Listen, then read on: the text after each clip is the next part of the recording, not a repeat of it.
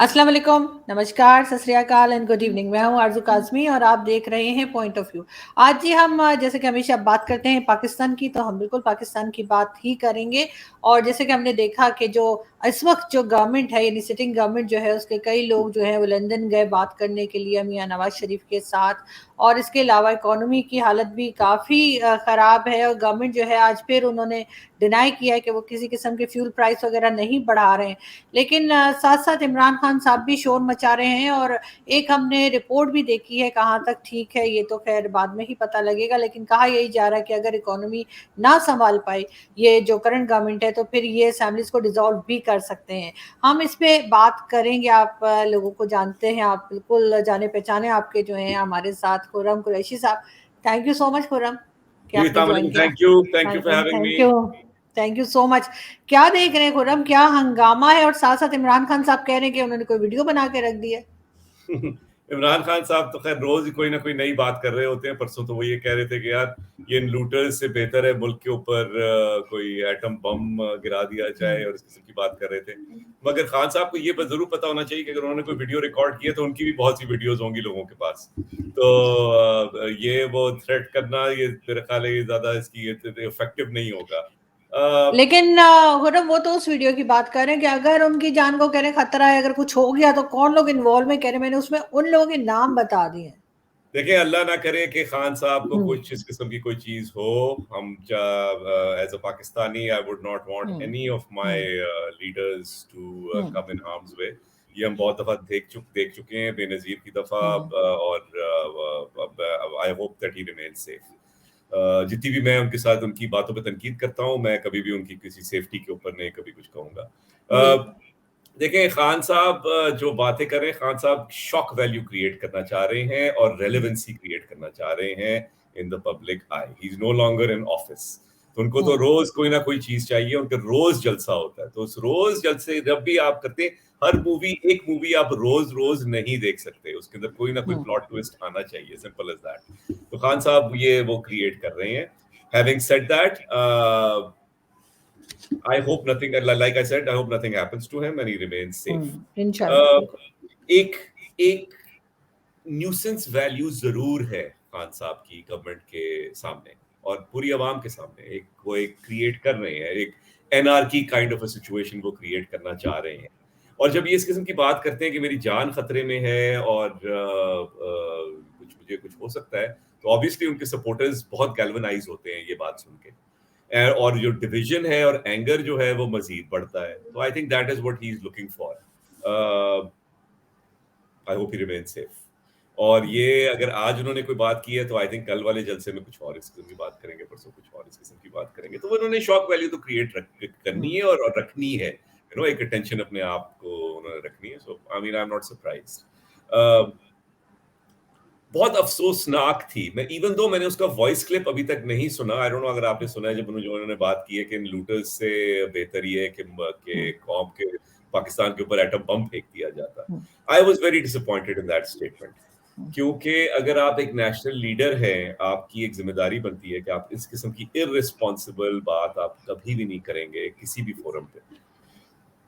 Before any political difference, for any political ideology जो हमारी है, जो जिस पार्टी को हम सपोर्ट करते हैं नहीं करते, तो मुल्क पहले आना चाहिए।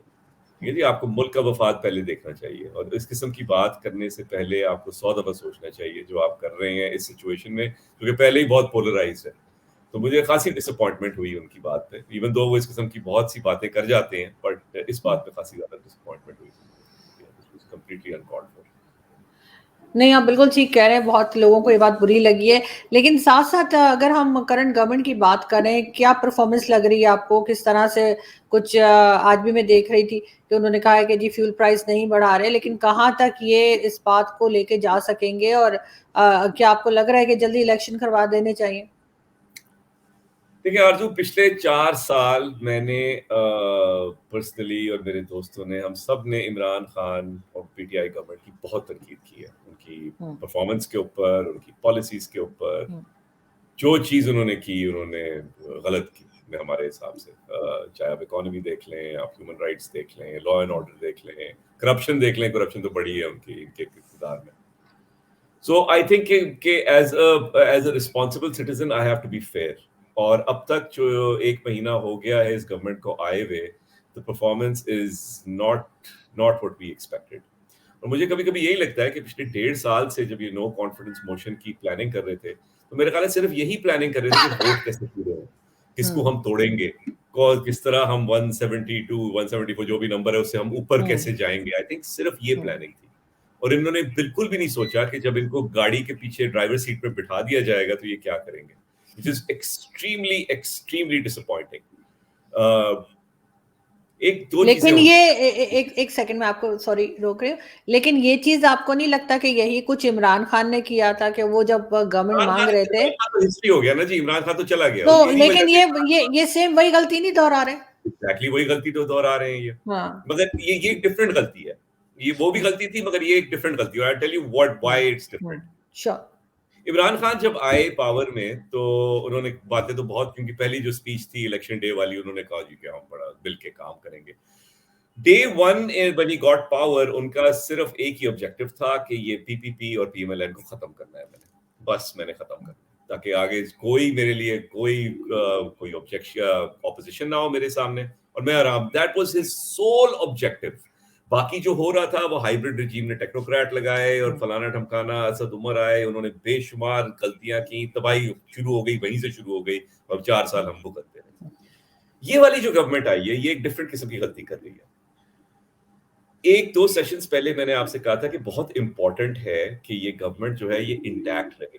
अगर इमरान खान साहब को एट बे रखना है आपने, तो ये गवर्नमेंट इंटैक्ट रहे। मगर I am second guessing that, क्योंकि मुझे ये लगता है कि ये सिर्फ ऑब्जेक्टिव ही यही है इनका कि ये इंटैक्ट रहे, भाई एक दूसरे को नाराज ना करें। मिनिस्ट्रियां देनी है उसको दे दे मिनिस्ट्री, उसके साथ कोई फटा ना हो, बस भाई आराम से कोई सारे के सारे लोग खुश रहे। मगर गवर्नेंस जो होती है आपकी, उसमें तो आपको बहुत टफ डिसीजंस लेने पड़ते हैं। देयर आर सर्टेन गवर्नेंस का जो ट्रेड ऑफ होता है वो पॉलिटिकल कैपिटल होता है, ठीक है जी। मगर अगर आपका ये ऑब्जेक्टिव है कि हमने पॉलिटिकल कैपिटल बरकरार रखना है किसी ना किसी तरह, तो ऑब्वियसली गवर्नेंस जो है वो तो कॉम्प्रोमाइज होगी। कोई जवाज नहीं है इस वक्त कि आप पेट्रोल की प्राइस ना बढ़ाएं। Simple is that. You know, आप जिस एनवायरनमेंट में रह रहे हैं, जिस इकोनॉमिक कंडीशंस में रह रहे हैं, आपको प्राइस बढ़ानी है। आप ये रोक के एक गुडविल क्रिएट नहीं कर रहे, आप एक मजीद ज्यादा बड़ा एक मसला जो है अवाम के सामने रख रहे हैं a few down the road, जबकि आपको बढ़ानी पड़ेगी। तो बेहतर ये है कि आप चंक्स में बढ़ाएं ताकि इजीली एब्जॉर्ब हो। एक कोई भी आप चीज खरीदें, उसकी अगर 100 रुपए प्राइस बढ़े और या फिर 20 रुपए प्राइस बढ़े 5 दफा, आई थिंक वो 20 रुपए प्राइस बढ़ना 5 दफा ज्यादा बेहतर होता है और ज्यादा आसान होता है अवाम को एब्जॉर्ब करने के लिए, to put it in very very rudimentary terms. But coming back to the government, दूसरी चीज ये है कि with all due respect, Mian Sahab जो हैं वो ये मुल्क लंदन बैठ के नहीं चला सकते। ये बहुत ही एक मेरे हिसाब से तो बहुत पुअर ऑप्टिक्स थी पूरी की पूरी। जो है आपकी पीएमएल की कैबिनेट मेंबर्स, सारे सीनियर लोग जो हैं वो मियां साहब से मिलने जा रहे हैं। मियां साहब को अल्लाह मियां सेहत दे, लंबी उम्र दे, but if he wants to be involved in decision making, if he wants to be involved in policy making, he has to come back to Pakistan. ये नहीं हो सकता कि वहां से बैठ के वो करें ये, और इस किस्म की एक गवर्नमेंट हो जो कि वहां भी देख रही है कि नवाज शरीफ साहब क्या कह रहे हैं, फिर जनाब आसिफ अली जरदारी साहब को भी तो वो मैनेज कर रहे हैं, अवाम को ही मैनेज कर रहे हैं, एस्टैब्लिशमेंट को मैनेज कर रहे हैं, इमरान खान को। That's not fair on this government. तो आई थिंक ये जो है, या तो आप वहां पे बैठ के आप करने दें, करना है इस गवर्नमेंट ने, यू हैंड्स ऑफ करें आप, या तो आप फिर वापस पाकिस्तान आए। दो चीजें नहीं हो सकती। लेकिन साथ साथ इन्होंने पहले तो ये भी इन्होंने कहा था कि जी आईएमएफ से भी लोन मिल गया है और 6 के बजाय 8 बिलियन आ रहा है, ये हो रहा है वो हो रहा है। हर जगह इन्होंने जाके विजिट किए, कई कंट्रीज में गए। तो क्या लग रहा है कि कब तक हम इसी तरीके से जो है वो लोन्स के ऊपर और इस पे सर्वाइव करते रहेंगे? क्या नई गवर्नमेंट जो आएगी उसमें एक बात और कि कहीं ऐसा तो नहीं लग रहा है कि कहीं मैं सुन रही थी कि वो गेट नंबर 4 जो है वो फिर इमरान खान के लिए खुल गया है, तो कहीं से कोई ऐसा इशारा तो नहीं मिल रहा? दूसरा यही कि ये किस तरह से सरवाइव करेंगे लोन्स पे, कब तक कर पाएंगे? देखिए, लोन्स पे तो जब फिलहाल तो सरवाइव करना ही पड़ेगा ना। जब एक शख्स के पास पैसे नहीं होते सौदा लेने के, तो कहीं ना कहीं से तो कर्जा लेता है वो। यू नो, अब आपके पास तो आपका कवर जो है वो तो महीनों का रह गया है, अब आपका तो बहुत बुरे हालात है, तो लोन्स तो चलेंगे और उसकी डेट सर्विसिंग हमारी चलती रहेगी, चलती रहेगी, चलती रहेगी। आपने कभी कोई टैक्स बेस बढ़ाने की सही इक़दामात नहीं लिए इस मुल्क के अंदर। इस मुल्क के अंदर जो सबसे जो इम्पोर्टेंट और सबसे वैल्यूएबल चीज जो है आरजू, वो है जमीन, ठीक है। और आप आपके सब तमाम जो बड़े बड़े लैंड ओनर्स हैं, और बड़े बड़े लैंड ओनर्स जो हैं वो पिंडी में जो रहते हैं, आप सही टैक्स उनसे लेते ही नहीं है आप। तो आप तो एक पूरा का पूरा एक सेक्टर को आप निगलेक्ट कर रहे हैं। आप तो आप ऑब्वियसली आप जाके लोन्स लेने पड़ेंगे आपको। ना आपने कभी टैक्स बेस बढ़ाया है, ना आपने उस लोगों को जो हमारा जो सैलरी तबका है उसी के ऊपर आपने और ज्यादा प्रेशर और ज्यादा प्रेशर और ज्यादा प्रेशर डालते गए हैं। आप आपकी इनफॉर्मल इकोनॉमी बढ़ती गई है। तो आई थिंक ये वाले मेजर्स हैं, ये सोचना चाहिए गवर्नमेंट को कि यार पॉलिसी क्या है। ठीक है, अगर हम आए हैं कोई 1.5 साल के लिए भी आए हैं, अगर 1.5 साल के लिए आए हैं, तो यार हम कोई ना कोई ग्राउंड वर्क तो बनाए हम, कि जो भी इलेक्शन जीत के आएगा उसके सामने कोई चीज तो हो जो कि जिसके सामने something they can build upon. इस वक्त तो बिल्कुल ही एक कंफ्यूज स्टेट है। एक होता है ना जब बंदा जब डिसीजन नहीं लेता, तो that's a sign of ultimate insecurity.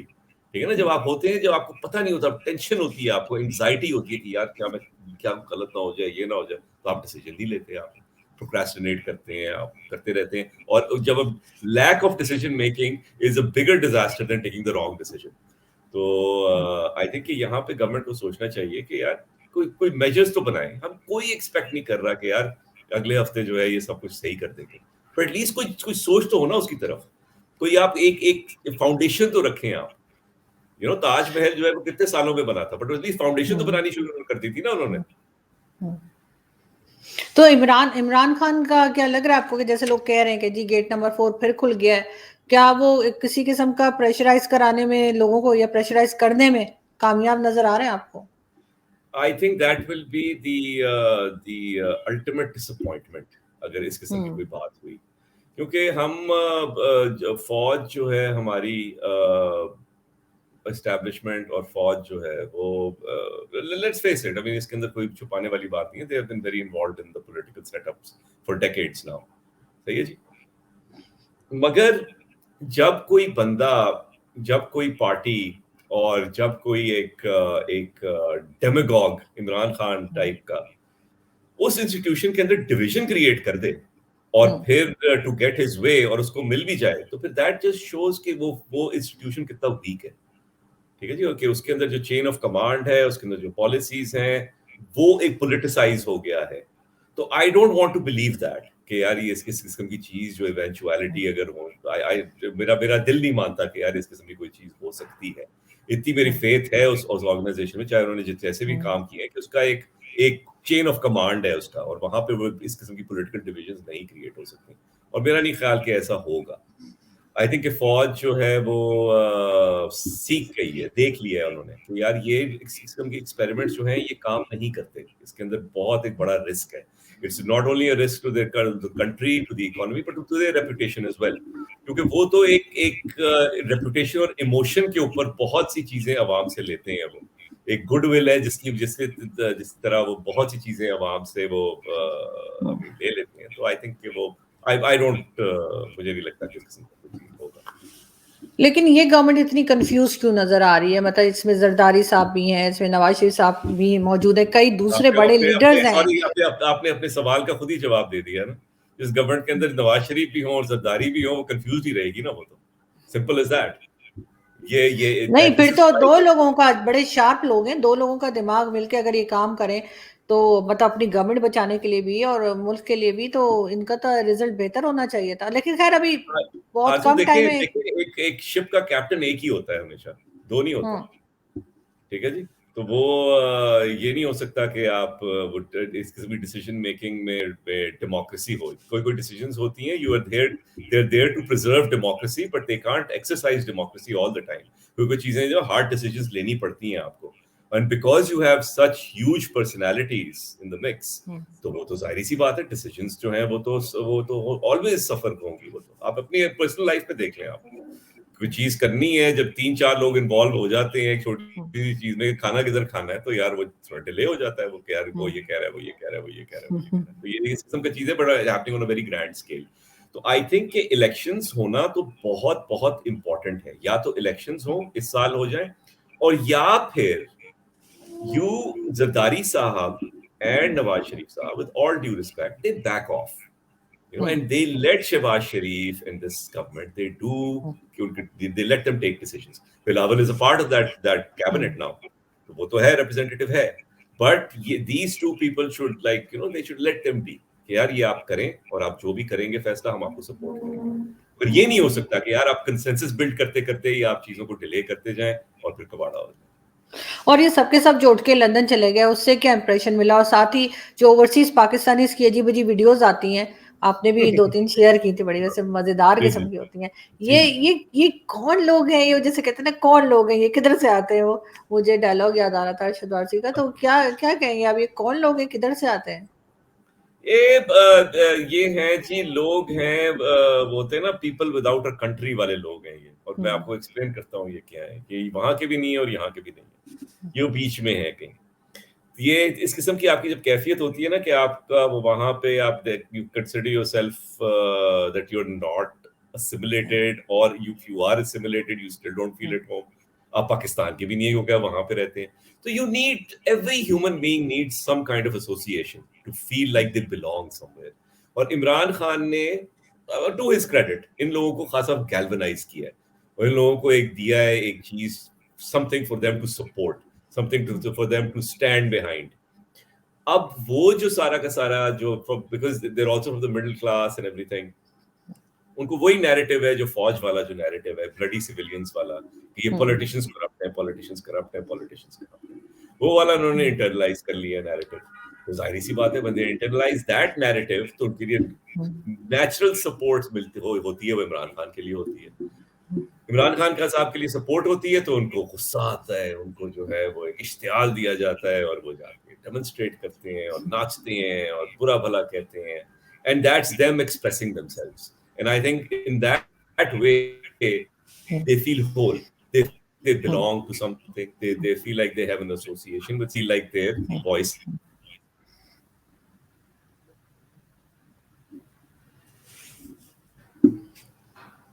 आपका फ्रीज हुआ था फ्रेम शायद बीच में. Hello, can you hear me? जी, आपका बीच में शायद फ्रीज हो गया था फ्रेम. जी, आप क्या बता रहे थे? जी, ओवरसीज पाकिस्तानीज पे आप बात कर रहे थे. हाँ जी, मैं कह रहा था कि ये जो है ना एक नैरेटिव है फौज का, एक ब्लडी सिविलियंस वाला, कि पॉलिटिशियन जी बिल्कुल, सारे के सारे करप्ट हैं और भाई इनको कुछ नहीं पता. तो ये वाला नैरेटिव जो है इन्होंने इंटरनलाइज किया और Imran Khan is a natural person to carry that narrative and to support for them. वहां पे फिर क्योंकि इमरान खान को देखते हैं और उसकी लैंग्वेज से वो इंस्पायर होते हैं, तो फिर डीसी पे आते हैं और किस्म के मुजाहरे करते हैं और गालियों गलौज देते हैं. मगर ना इन्होंने कभी वापस पाकिस्तान आना है, ना कभी आके यहाँ पे रहना है इन्होंने, और वहां पे बैठ के इन्होंने बस इस किस्म की बातें करनी है कि जी हम यहाँ से आवाज उठाएंगे. अभी मैं उस लड़के की वीडियो देख रहा था, वो जो बड़ा वो है strong die hard PTI supporter बन गया लास्ट ईयर से. तो वो कह रहा था जी हम तो यहाँ से ऐसी आवाज उठाएंगे कि पिंडी तक गूंजेगी और इमरान खान साहब की लाइफ जो है वो डेंजर में है और हम छोड़ेंगे नहीं.